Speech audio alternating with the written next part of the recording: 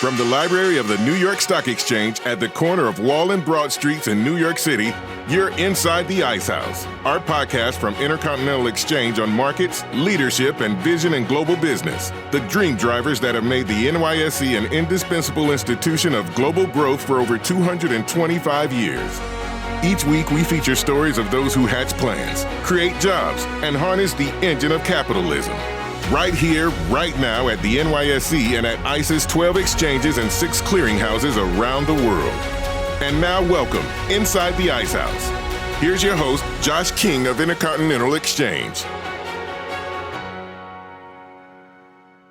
Whenever I take the Acela down to Washington, D.C., I'm always reminded of America's unique recipe for alphabet soup, the acronyms for federal government agencies born out of President Franklin Roosevelt's New Deal. Those agencies like the FCC, the FDIC, the FHA, the SEC, and USHA were originally meant to combat and help with economic recovery in the wake of the Great Depression, but many of them were eventually merged with other agencies, abolished, or their constitutionality was challenged in court.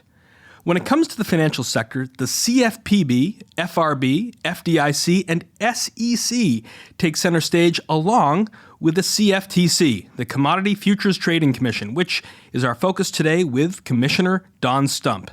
Before becoming an independent agency in 1974, the CFTC's regulatory authority fell under the Department of Agriculture, which oversaw commodities futures markets. These markets include such staples as cotton, corn, and wheat, and today, these commodities futures markets are known as designated contract markets, DCMs, and have grown to include energy and metals commodities such as crude oil, heating oil, gasoline, copper, gold, and silver, and overseas DCMs for financial products such as interest rates, stock indexes, and foreign currency and digital currencies.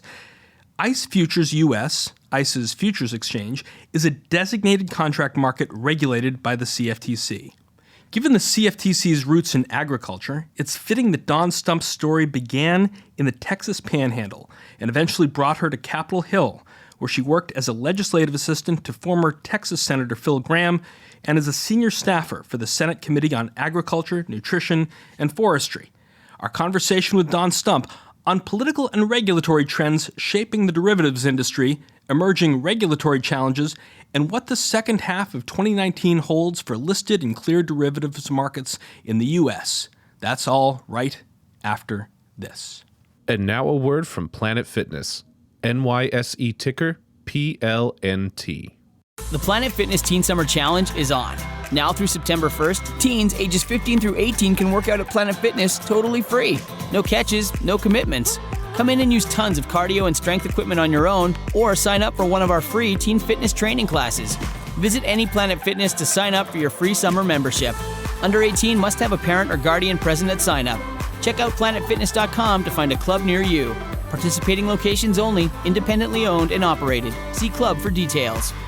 Our guest today, Dawn Stump, was nominated by President Trump to serve as a commissioner of the CFTC on June 12, 2017. She was unanimously confirmed by the Senate last August, and following that, standing here in Lower Manhattan next to the iconic Fearless Girl statue, she was officially sworn into office by former CFTC Commissioner Jill Sommers. And prior to her appointment, Dawn was president of Stump Strategic, a consulting firm she founded in 2016. A native of Olton, Texas, and a graduate of Texas Tech University, Dawn stands at the intersection of agriculture, economics, and regulation. Welcome back to the New York Stock Exchange, Dawn. Thanks for having me, Josh. Happy to be here.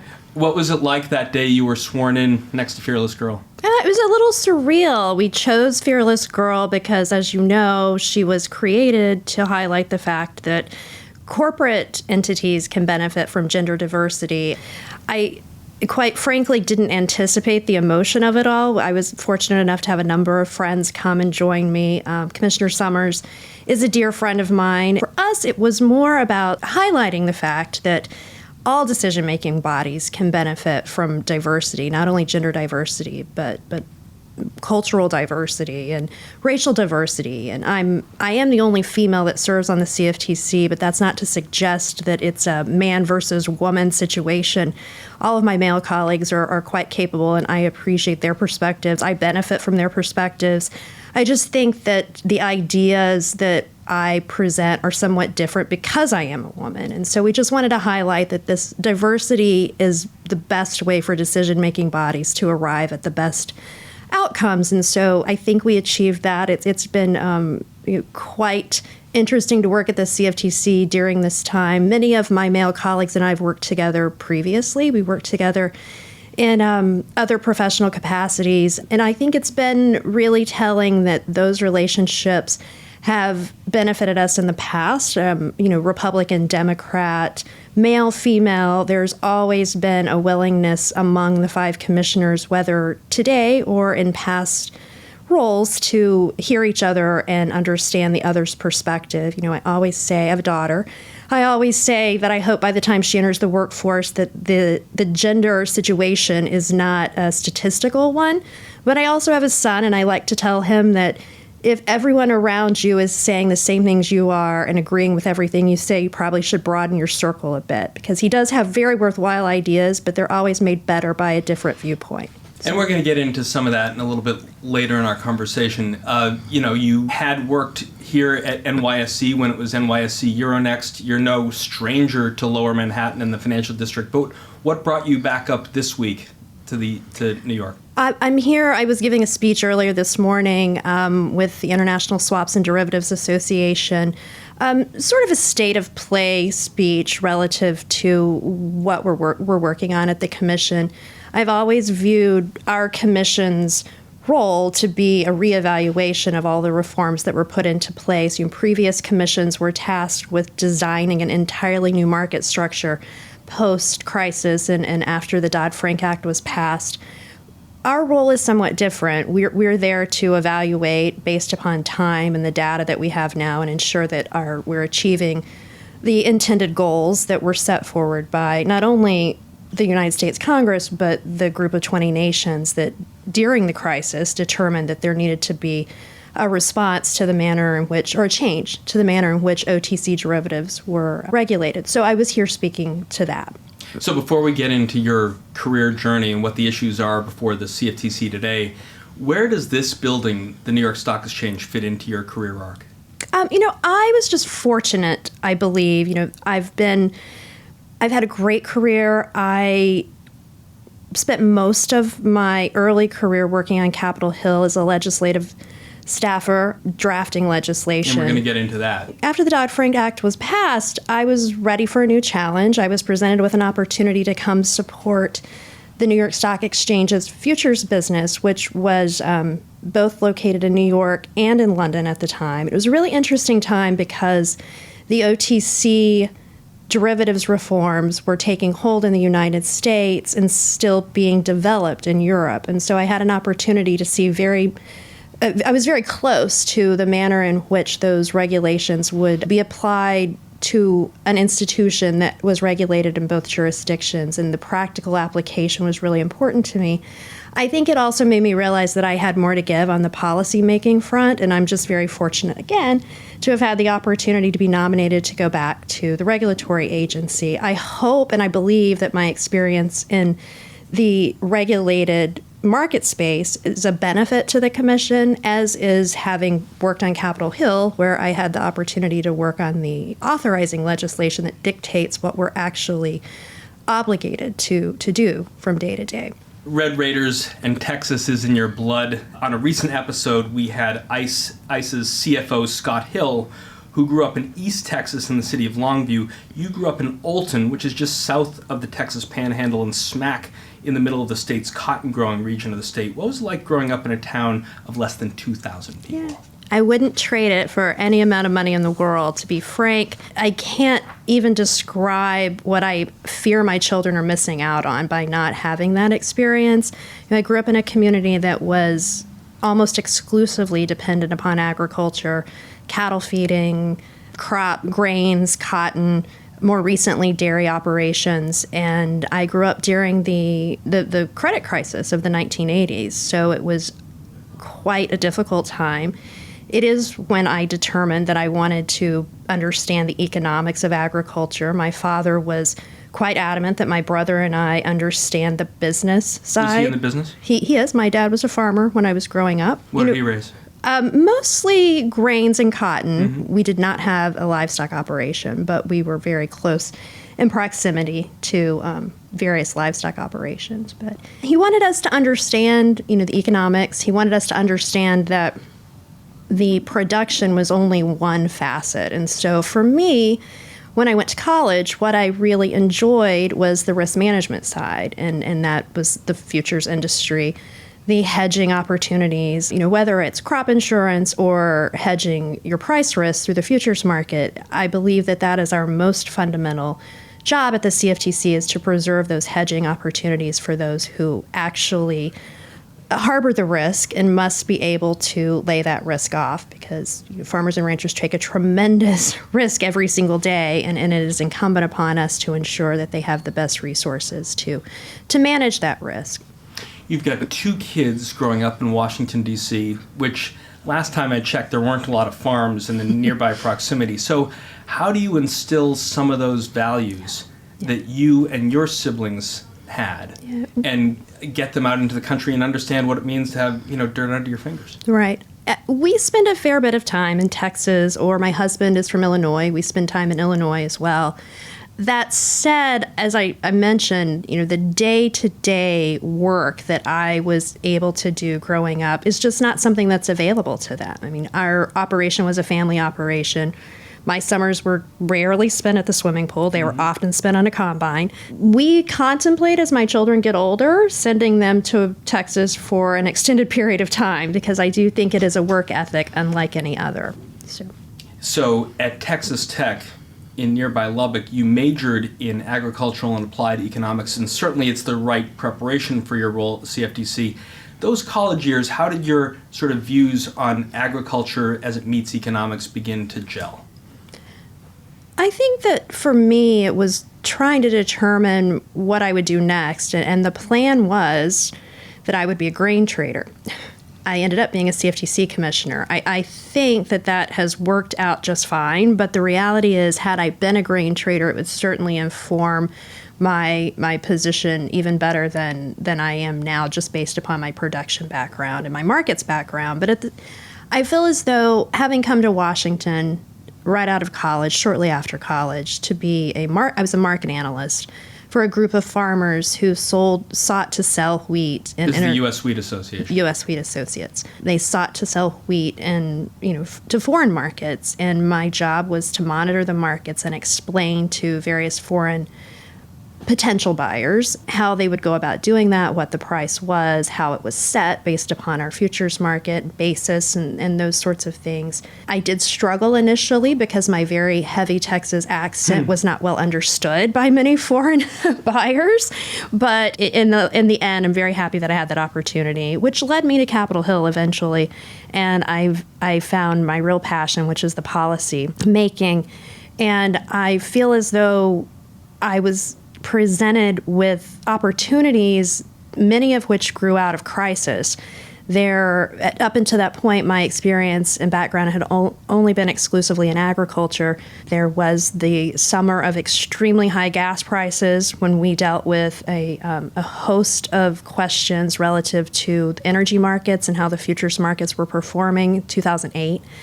And then later in 2008, 2009, the financial crisis, where both the banking committees and the ag committees were faced with the responding to how the OTC market could be better regulated.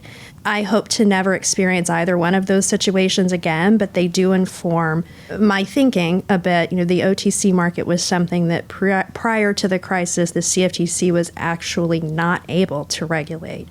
It is now a very large part of what we do. And so that's been, in a very short number of years, 10 years, our mission has changed considerably, but our legacy mission also still exists. And I always think it's my role to remind, while we can certainly walk and chew gum at the same time, we can't be distracted by the new mission at the expense of the former mission to regulate the futures and the commodity markets.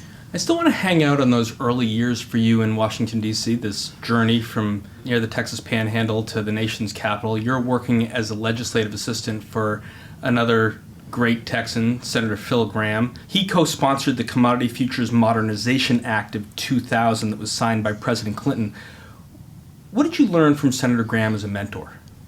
I came to work for Senator Gramm when he was chairman of the Banking Committee. I did not work on the Banking Committee. I worked in his personal office as a legislative staffer, primarily tasked with handling the agricultural and immigration portfolio. However, because Senator Gramm was a teacher by trade, he was a college professor at another institution in Texas, he always was interested in ensuring that we receive the proper education. And he asked me once what I was interested in, and I explained to him that I had enjoyed the economics and taking courses in college on futures trading. And he very quickly allowed me to participate in meetings that were well outside of the task that I was primarily responsible for. I would have never imagined at the time that understanding how the Banking Committee worked would be so beneficial to me, because as we moved to the crisis and I was working for Saxby Chambliss from Georgia, I spent considerable amount of time at working with the Banking Committee, even though I was an Agricultural Committee staffer. The two committees devoted day and night, weekends, and very long hours to trying to come to resolution on the best path forward for the derivatives markets. And I learned a lot in that context, in that I understood how the Banking Committee worked. I had known some of the players prior to the situation, but at the same time, working for Saxby Chambliss was very different. He always encouraged us. I learned something new, different from him. His thinking was that you should always listen to the other side. You never know when they're going to have the better idea. Don't be dismissive of the other side. So I think that all of these things trained me to eventually do what I'm doing today, although none of them were ever part of the plan. They were circumstantial.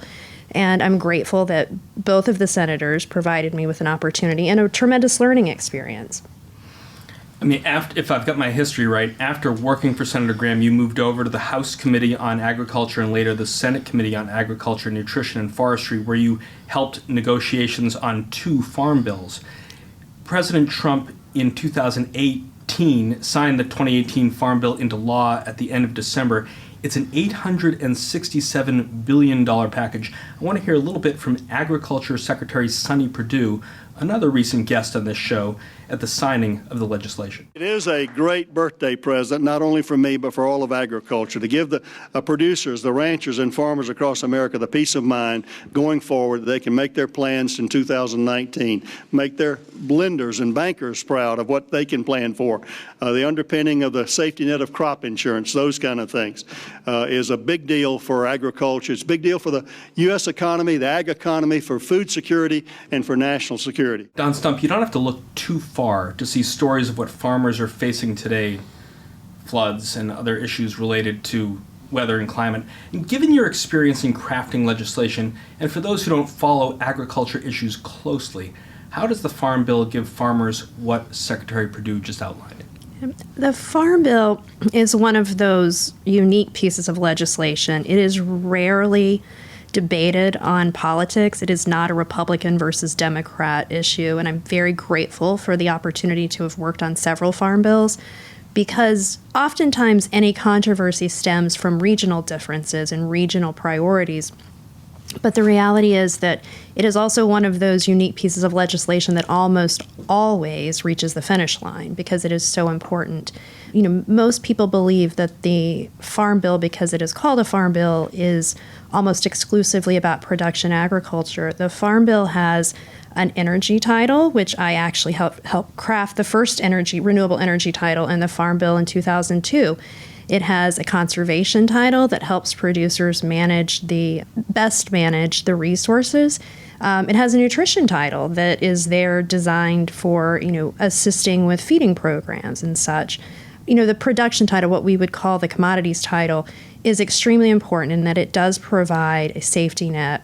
It also updates as necessary the crop insurance program to ensure that it provides a complementary risk management tool to the futures market. That is, in fact, a risk management tool for loss of production typically, although there is in fact a price risk program as well. But they work hand in hand with the futures market, and that our markets are designed to ensure that the market risk is able to be hedged. But the reality is all of these things are necessary. The commodity programs have been called into question before, and they've been adapted as necessary. But as Secretary Perdue said, the American agricultural producer is one of the great American innovations. They do so much with frankly so little, and they take on risk every day. And unfortunately right now, their risks are completely out of their control. And I think that it is incumbent upon us to ensure that whether it's the market regulation or the implementation of the Farm Bill makes that easier.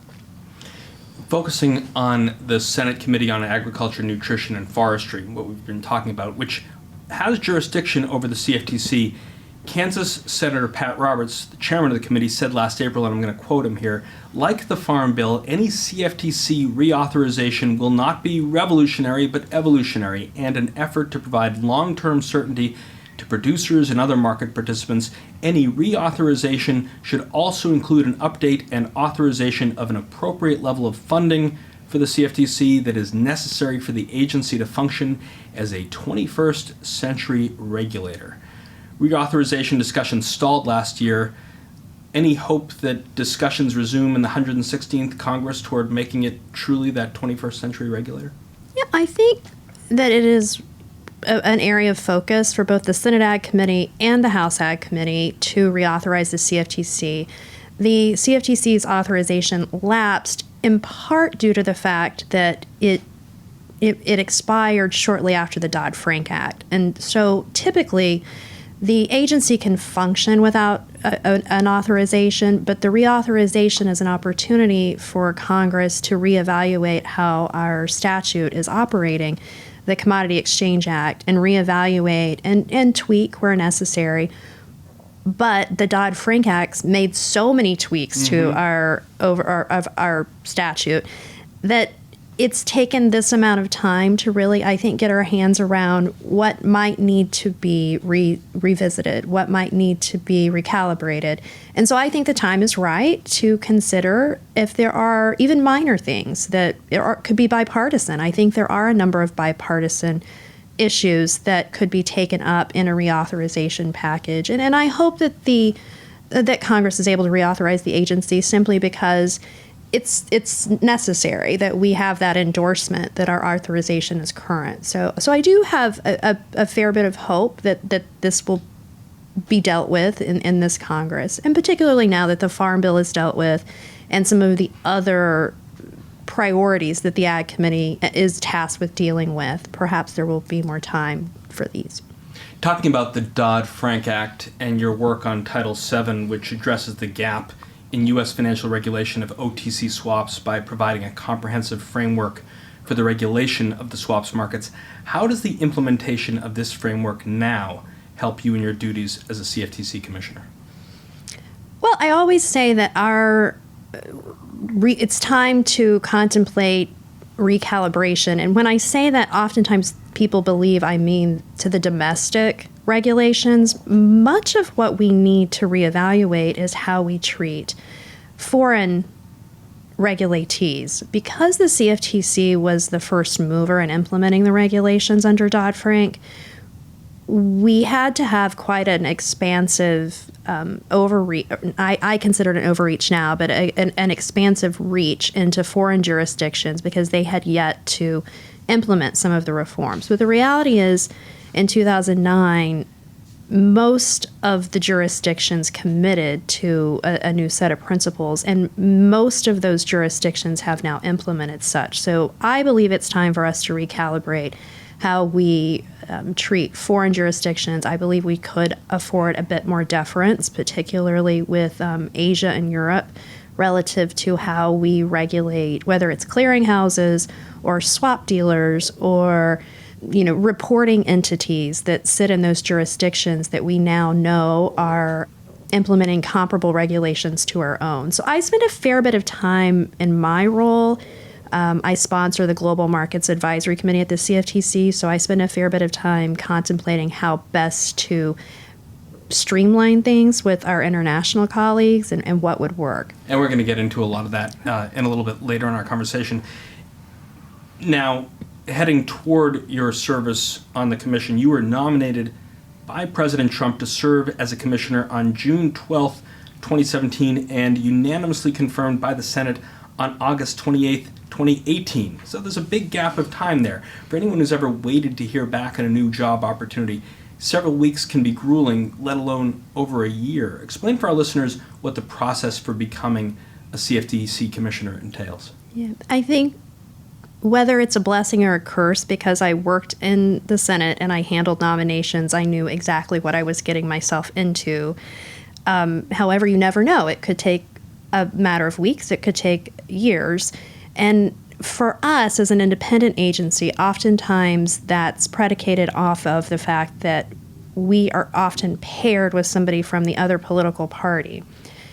Shortly after I was nominated for one of the Republican slots, or one of what we call the majority slots, one of the sitting commissioners who was from the other party departed the agency. And so it took a bit of time for at the time, the minority leader of the Senate to recommend somebody for that position. So it took a year. And it certainly was not the first time in over 20 years I had not worked every day. It was difficult, but at the same time, it gave me a fair bit of time to think about what I wanted to focus on, what I wanted to devote my time and attention to when I arrived at the agency. The reality is I have a 5-year term. By the time I was sworn in, there are 4 years remaining. And I feel as though there's time to contribute in a meaningful way. So while I would have preferred to have been sworn in or to have been confirmed and sworn in much quicker than the time that it took, it did afford me a lot of contemplation on how best I could serve the agency. So thinking about that 4-year span that you have to serve throughout your career, you've worked closely with the CFTC helping to draft regulation on Capitol Hill.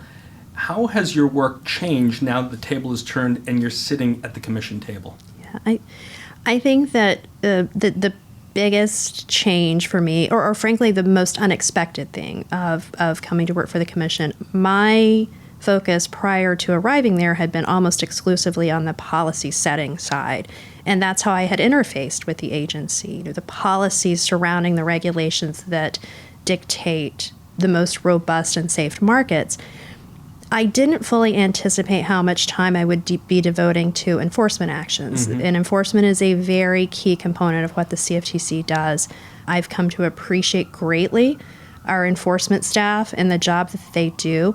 And certainly I knew prior to arriving at the agency that this would be something I devoted time to, but I don't think I fully appreciated the robustness of our enforcement division. Even with limited resources, they do a phenomenal job. We've had a very active enforcement situation under current leadership.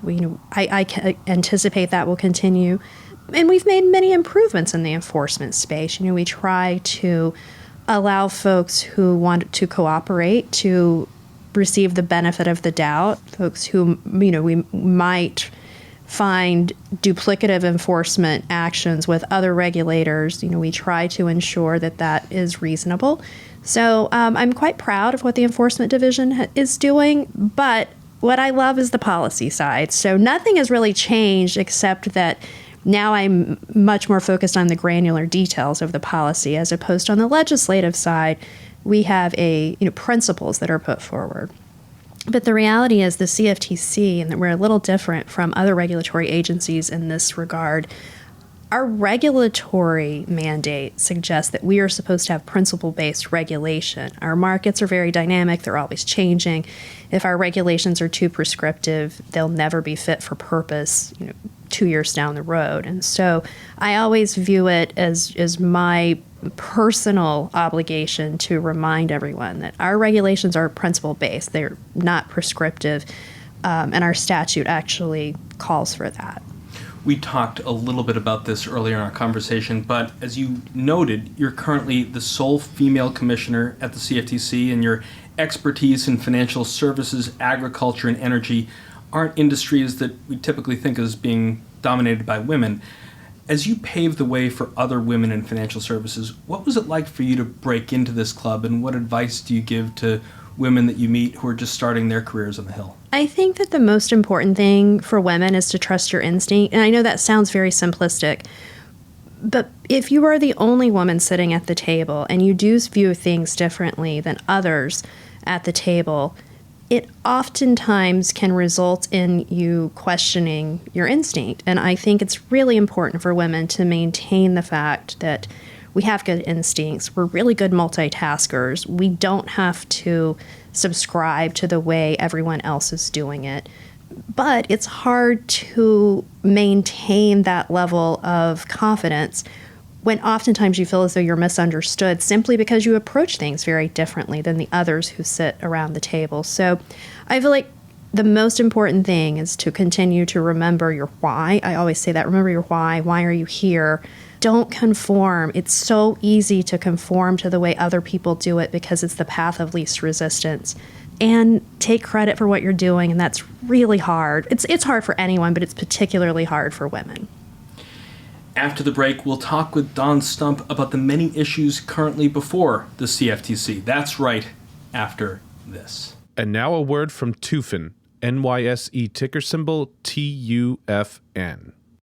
We provide policy management for large organizations. Your security is only as good as your policy, and we are the security policy company. So we enable companies to implement network changes in minutes instead of days with dramatically better security. We have over 2,000 customers worldwide. 300 companies in the Global 2000 are TUFN customers. We're going to invest more in R&D, go after this huge market opportunity that we have, and it's very exciting to look at the next phase of TUFN. Back now inside the Ice House with CFTC Commissioner Dawn Stump. Before the break, Dawn and I were talking about her journey from the Texas Panhandle to the corridors of power in Washington, D.C., and now we're going to dive into issues before her commission. Now, we officially have a new incoming 14th chairman of the CFTC, Dawn. Heath Tarbert was confirmed by the Senate on June 5th and is expected to begin his term as chairman on July 15th, and previously Tarbert was serving as the acting Undersecretary of the Treasury for International Affairs. I want to hear a little bit from Senator Pat Roberts, chairman of the Senate Agriculture Committee, at the beginning of Tarbert's confirmation hearing. Economy. While it was not the farmer or the rancher or rural cooperative or electric utility who contributed to the financial crisis of 2008, it is often these folks who shoulder the heaviest burden when regulators write and implement rules. Today, this committee will hear from a nominee who is no stranger to public service. His experience clearly shows he has an appreciation of what led to the financial crisis 10 years ago, and he understands how these markets are impacted by actions taken by Congress and the U.S. federal regulators, as well as our legislative and regulatory partners around the world. That's Senator Pat Roberts of Kansas. Dawn Stump, incoming Chairman Tarbert, you and your fellow commissioners have a lot of work on your hands. What are the most pressing issues in your opinion?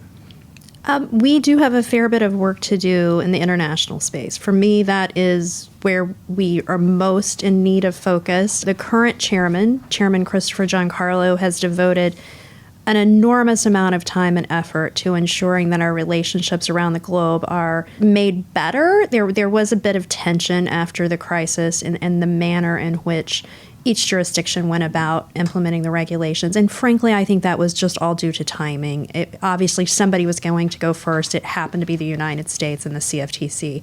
So now I think it's time to level set, and I think Dr. Tarbert is, in fact, the perfect person to continue that effort in that he has tremendous relationships. He has worked with the Financial Stability Board in his role at Treasury. He's had various and productive, as far as I'm aware, interactions with colleagues around the world, and this is going to be critical to our mission ahead, I believe.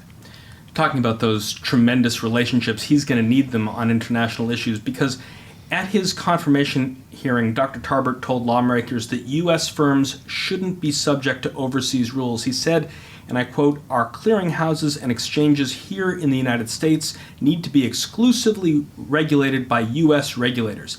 Is this drawing a line in the sand for opening up another front in already tense relationships with the EU on a number of issues? I think that it's incumbent upon the Europeans and the regulators in the United States to reset where we have gone with the regulation of, in particular, and I believe what he's speaking there is our clearinghouses. The CFTC needs to afford other jurisdictions far more deference than we have. We have required other clearinghouses that want to service U.S. clients to register with the CFTC. I'm a firm believer that Congress actually spelled out in the DoddFrank Act that we could provide exemptions to foreign clearinghouses if they were comparably regulated. And now they're comparably regulated. It took a bit of time for everybody to get on the same page, but we need to revisit that.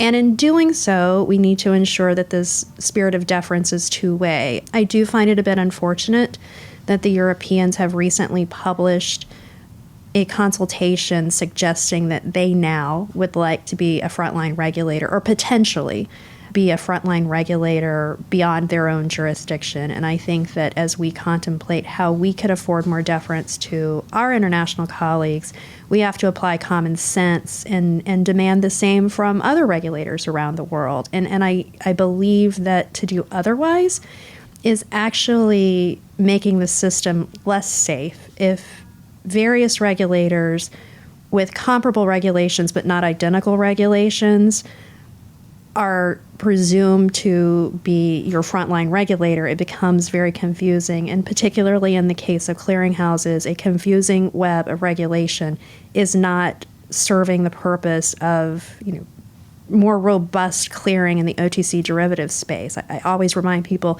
clearinghouses were not a contributor to the crisis. They were actually thought to be a solution to helping mitigate that overly complicated web of bilateral over-the-counter transactions. And we have to hearken back to that. I mean, it did require us to update and make their regulation more robust, but it is not incumbent upon that infrastructure to have a confusing set of regulations that, in fact, may weaken their resilience. I haven't been in this space nearly as long as you, but in my couple of years watching these issues unfold, watched outgoing Chairman Chris Giancarlo making several speeches in front of the Futures Industry Association, where you spent part of your career, both in Chicago, Boca, read coverage of his other commentary over the last few years. How do you think Dr. Tarbert's leadership style is going to contrast or be in any way different from Chris Giancarlo? I think that it is probably beneficial for us to have a different set of players at the table. It is, Giancarlo made the decision to leave. He could have sought another term, and he chose not to. And I think partially due to the fact that he felt as though a fresh set of players could, and I'm not necessarily suggesting his approach will be all that different. I think that both Dr. Tarbert and Chairman Giancarlo are extremely firm in their demands that we regulate our clearinghouses, and it is not acceptable to us to have other jurisdictions insert themselves into the process in a way that is confusing. I think that's what we're all trying to avoid. We don't want confusion in the regulatory space. And so I think that while their approaches, I'm not certain how different they will be, I think that what really may benefit us at this stage is just having a fresh set of negotiators at the table. We talked a little bit about the Global Markets Advisory Committee earlier. You sponsor the Global Markets Advisory Committee, whose members include industry professionals, representatives of futures exchanges, and market participants, including ICE's own Chief Strategic Officer, David Goon. Given incoming Chairman Tarbert's background as acting Under Secretary for International Affairs at Treasury, how do you anticipate working with Chairman on issues related to global business, as well as the CFTC's relationship with other global regulators? I anticipate that my role will continue to be one of leadership in the international space. Dr. Tarbert has spent a fair bit of his career working in that space. I've actually known him for quite some time. I anticipate we'll have a tremendous working relationship. Some of the things that I've done in my capacity as the Global Markets Advisory Committee sponsor under Chairman Giancarlo's chairmanship, I represent the agency occasionally before the standard-setting bodies such as IOSCO. I anticipate that will continue. I mean, certainly the chairman holds that seat and will need to be an active member in those forums, but to the extent I can play a backup role, I'm very happy to do so. And I think that works out really nicely so long as the chairman and I agree to a common set of principles, and I have no reason to believe that Chairman Tarbert and I will not be on the same page almost all of the time on these international matters. Sticking across the pond for a second, the CFTC is working closely with the Bank of England and the Financial Conduct Authority to ensure continuity in the UK and US derivatives market regardless of the outcome of Brexit. The CFTC released a joint statement this spring with the BOE and the FCA on measures it's implementing to support financial stability and sound functioning of the financial markets. Take us through those measures and the regulatory framework that they'll provide. Sure. So these measures are designed to ensure that we have a plan in place for Brexit.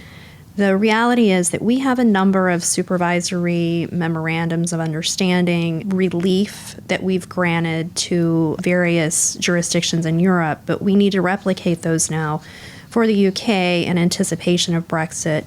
And also, quite important, the UK will need to make a determination as to whether or not our institutions are equivalent, and we will need to make a determination as to whether or not their domiciled regulated entities are comparable to our own. So these are exercises we've already gone through with Europe, and we will now need to execute with the UK. So the FCA, the Bank of England, are our primary interface for those decisions, and we have a tremendous working relationship with both, and I anticipate that these measures we're taking to ensure that Brexit does not disrupt the international global nature of our markets and our market participants are almost all well in place by now. So at the start of this year, you wrote an op-ed in the Financial Times calling for a reevaluation of the CFTC's approach to overseas CCPs, central clearing counterparties. You said, and I quote, "We were the first country to implement new clearing rules for OTC derivatives, and we're determined to require any foreign regulated clearinghouse wishing to offer these products to U.S. clients to register with the CFTC. Today, we can reassess because other countries and the EU have implemented their own comparable reforms. We are already empowered to do so." We were talking about this a little bit earlier, but what motivated you to write this piece in a newspaper that was bound to really get right on the desks of these European regulators? Yeah, I just wanted the European regulatory community to know we're serious about being more deferential. The reality is that when our regulations that reached into their jurisdictions were put in place, we didn't have the benefit of their finalization of the post-crisis regulations. Now we have the benefit of knowing how they're doing this. We have MOUs in place. We have comparability determinations. We have substituted compliance arrangements. All of those things need to be factored in now to how we reach into those jurisdictions and what institutions we require to be registered with the CFTC. But at the same time, I wanted, there's another component to the op-ed that suggests that EMIR 2.2 that the Europeans, it's European legislation, a consultation was just recently issued to suggest that they may be taking a less deferential approach to regulating clearinghouses outside of Europe. For us, this is a difficult thing. I mean, it is bore out of Brexit, but the reality is it is a challenge if we are going to apply more respect to our colleagues overseas. We expect the same level of respect for our regulatory abilities and our regulatory purview. And so I am struggling at this juncture. The Commission is struggling, I think, as to how we move forward and provide more deference when the Europeans may be going in the opposite direction. I read a lot of coverage at the time of your op-ed, some commentary from people who sort of focus closely on these things, like Patrick Young, who sort of gave you a standing ovation. What was the response you got from that piece, and did it sort of open up a new level of dialogue that hadn't been there before? Yeah, I think it was well received by many people who have operated in this space for a long time, both in the UK and then broader Europe. At the same time, I'm not certain that it was well received by those who were in the process of writing EMIR 2.2, and not to suggest that they were critical. It just didn't lend itself to the direction they were going. So we've had many conversations subsequent to the op-ed relative to they were still going to go this path, and I think that we are still working through where they end up. They're not finalized anything, and so we are hopeful that before they finalize their EMIR 2.2 level 2 text, that we can have a very reasonable conversation about what is the right path for the globe. Why are we not still committed to assisting each other and regulating all of these entities around the world? Our markets are global. We can't pretend that they aren't, and unilateral overreach is simply not going to behoove the market. In a different vein, Dawn, you also recently announced the CFTC's Data Protection Initiative, which will help build out policy that addresses potential threats to your data and keep abreast of the latest security best practices. From reevaluating overseas CCPs to risk management, there seems to be a theme of streamlining and cutting out excess. Is this your view? I think that's consistent with my view, yes. I think that we've learned a lot. Our regulatory overreach is far greater than it was prior to the crisis. We need to ensure that when we take, and specifically when we talk about data, we need to ensure that we are taking in the data that we absolutely must have. Our data footprint is very large. It will continue to be large, but we need to conduct a scoping exercise to ensure that we have a use case for all of the information we're taking in. From my perspective, we need to determine how we're accessing that information. Is it coming into our system? Are we going on site to review it? And all of these things are available, and different facets of the regulator have policies and procedures in place. I just want to make certain that we have a common set of policies and procedures across the agency. There's a security element to this. It's not just cyber, it's also the manner in which we allow people inside the agency to access the data. Our response, if we did have a breach, how would we respond? What would we be expected to communicate?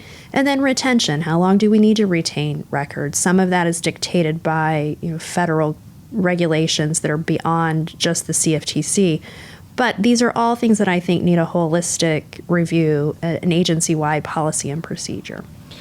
At the end of 2018, Dawn, CFTC Chairman Giancarlo gave the keynote address at the Georgetown Law FinTech Conference. And in closing, he said, and I quote again, "In the next decade, the CFTC and indeed all market regulators have no choice but to transform alongside modern digital markets and become quant-driven agencies conducting robust data collection, automated data analysis, and state-of-the-art AI. We have no choice but to become highly effective quantitative regulators." What steps is the CFTC taking to regulate the digital markets and essentially keep up with the constant change and growth of our industry? Yeah, this is a very tall order. As we mentioned earlier, our regulatory role has grown exponentially, such that I agree with the chairman. We have an obligation to better understand the way the market has migrated to a very digital execution. And frankly, there's opportunity there from the regulatory side, and that it could streamline our regulatory practices. We do struggle a bit in that we are limited in the manner in which we can receive services from digital providers, just due to the fact that there's a gift policy with regard to the government. So we are in the process of seeking changes to ensure that we might be able to better receive that and understand it. Beyond that, we have something called Lab CFTC that Chairman Giancarlo had the foresight to create. It is both for us an educational unit as well as an industry-facing unit of the agency that helps people to understand what we would need if they wanted to seek to be regulated in our space. So this is still in its infancy, but I applaud Chairman Giancarlo's, again, his forethought for establishing such. Last October at the FIA Futures and Options Expo in Chicago, your fellow Commissioner Dan Berkovitz, who was sworn in with you on August 28th, the Democratic nominee, said that he felt trading venues are best suited to set position limits given the CFTC's limited budget. What's your current stance on position limits and where we are in the process for federal rule? Yeah, I feel like the position limit debate is an ongoing saga. And in fact, Commissioner Berkovitz and I met working on a position limit issue in 2006, I believe. I completely agree with him that the exchanges are best suited to help us oversee the manner in which the position limits are established. And one component of this is we need updated deliverable supply in order to update the limits. I often say that the Commission has had limits and administered limits for years for 9 agricultural commodities. To the extent we find it necessary to extend that to energy and metals commodities, which is what the DoddFrank Act suggested that we do have to remember that hedging strategies in the energy market are very different from hedging strategies in the agricultural market, such that a one-size-fits-all is just not going to work. That complicates our life, but that doesn't mean that applying what's worked in the agricultural space to the energy markets is workable. And I think we've learned that over years of, we finalized a rule, the court remanded it back to us. We've had a supplemental rule, we've had another proposed rule, we've had, I think, an interim final rule, and we're still working on it. So some of this, I believe, is one size fits all won't work. We have to update the data that informs the limits. We have to rely upon the exchanges because they know their market participants and the hedgers to help us determine how best to allow exemptions for those who are truly hedging to continue to be able to hedge. And I think that is a common sense approach that could provide the path forward on position limits. So as we wrap up here, in the area of innovation and technology, Dawn, one issue that's been gaining steam is the regulation of digital assets. And outgoing Chairman Giancarlo took steps to oversee the rise of cryptocurrencies, establishing new review processes for virtual currency products. But as was reported in the Wall Street Journal, through this transitional period, he didn't quite finish a proposal to rewrite post-financial crisis swap trading requirements. Many see trading, custody, storage, and spending of digital assets like Bitcoin as a way to reduce friction in global commerce. If institutions and consumers can develop trust in those markets, what are the challenges before the CFTC in this area? I think the challenge is the communication and the understanding of what we regulate. I often like to remind folks, we regulate the derivatives. We don't regulate the cash market. If we find that there's manipulation in the cash market, we can bring an enforcement action, but we regulate the futures and the swaps. And so to the extent there's confusion out there about who's monitoring the cash market, We are monitoring it for manipulation, but we are not establishing the regulatory principles that dictate how you should be operating in that space. I just want to be clear about that. We regulate the futures exchanges to the extent there are futures contracts on Bitcoin, and the swap execution facilities and the clearing houses that clear those derivatives. And frankly, it's been remarkable to see the similarities. To the extent these are risk management tools, our principle-based regulation serves the corn market, the Bitcoin market, the interest rate swap market. And if we do not make those regulations so prescriptive, it continues to be relevant for all of them because they are markets and they're risk management tools. And we have to remember that that is exactly why I think the regulated community likes to come and work with us, because the principles that we subscribe to are transferable. As you look toward the next 2 to 3 months, what are the big issues that you and your fellow commissioners and your staff will be tackling? Well, it will be what we always devote our time and attention to. Right now we are contemplating making some changes to the way in which we regulate foreign CCPs, foreign swap dealers that interface with foreign persons, or foreign swap dealers that interface with U.S. persons. We continue to, you mentioned that Chairman Giancarlo had put forward a proposal on swap execution facilities. While that invited a very diverse set of opinions, many of which were conflicting, I think it did highlight that there are some areas there that we can work to streamline. This is an entirely new market structure. Of course, it was going to need refinement.